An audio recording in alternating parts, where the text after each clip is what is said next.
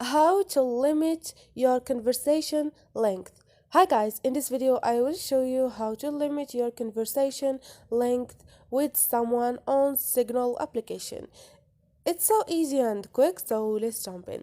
First thing, go to your Signal application and now click on those 3 points up there and click on setting.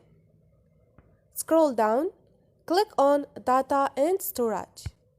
Now click on manage storage and you have the second option on message history, which is conversation length limit. Click on it and you choose the limit you want. For example, 100 delete, and this is it, for example, and you choose whatever you want.